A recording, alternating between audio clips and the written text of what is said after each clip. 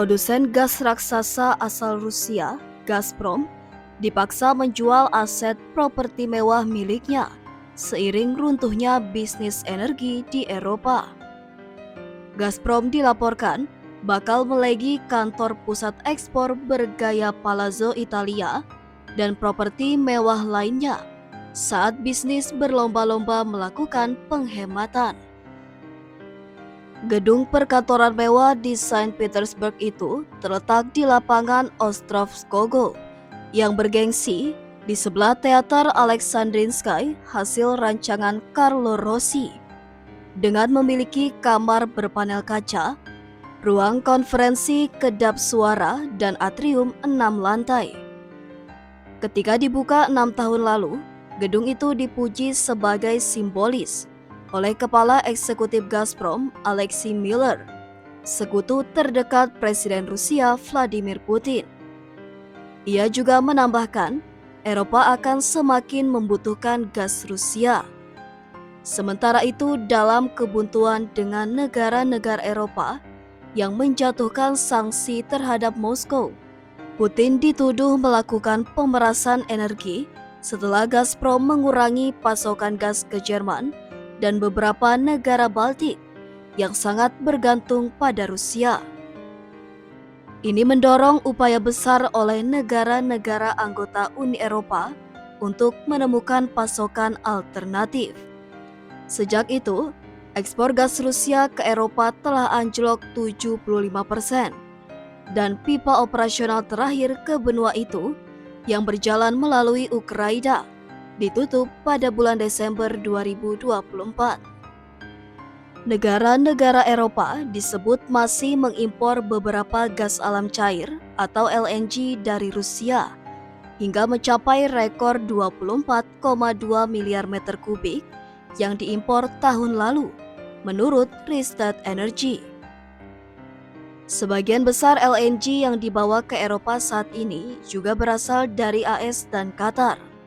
Namun, Gazprom telah menerima pukulan keras lantaran hubungannya dengan Eropa bergantung pada pasokan pipa yang sekarang hampir sepenuhnya mengering.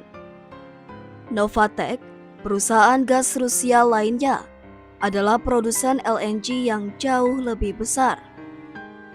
Penjualan Gazprom melalui pipa Urengoy, Pomary Uzhhorod, rute yang ditutup pada bulan Desember, diperkirakan bernilai hingga 6,5 miliar USD atau 5,3 miliar pounds per tahun.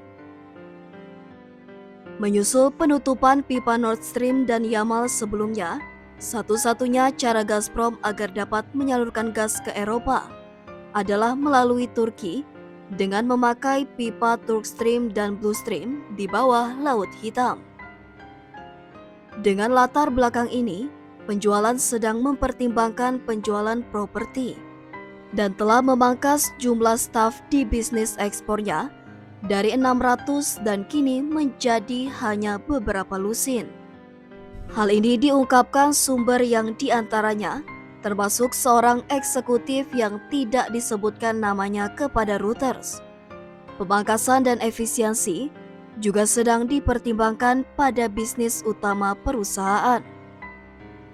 Sumber lainnya mengatakan kepada Reuters bahwa Gazprom Export telah direduksi menjadi cangkang, membuat kantor-kantor mewah di Saint Petersburg disesuaikan dengan kebutuhan. Manajer meramalkan bahwa Eropa akan kembali memohon agar pasokan gas Rusia dilanjutkan, tetapi sanksi tetap berlaku ketika Uni Eropa berencana menghapus bahan bakar fosil Rusia sepenuhnya pada tahun 2027. Ashley Kelty, seorang analis minyak dan gas di Panmure Liberum, memperkirakan bahwa gas pipa Rusia sekali lagi dapat mengalir ke Eropa jika ada kesepakatan damai Ukraina. Namun, dia mengatakan para pemimpin Eropa kemungkinan akan lebih waspada terhadapnya di masa depan dan hanya akan menggunakannya sebagai cara untuk menyeimbangkan eksposur mereka terhadap ekspor Amerika. Kelty mengatakan, satu-satunya alternatif untuk LNG Rusia adalah membeli dari AS. Jadi pertanyaannya adalah, apakah politisi di Brazil lebih suka terikat pada Trump atau Putin? Saya tidak meragukan kemampuan Gazprom untuk kembali. Satu-satunya pertanyaan adalah seputar campur tangan politik. Sejak perang di Ukraina pecah, negara-negara termasuk Jerman yang sebelumnya sepenuhnya bergantung pada pipa untuk pasokan, juga telah membuka serangkaian fasilitas impor LNG untuk memberi mereka lebih banyak rute impor. Kelty menambahkan, jika Anda memiliki banyak sumber gas, itu akan menurunkan harga. Tapi harga LNG akan turun mulai tahun depan. Ada lebih banyak kapasitas yang online.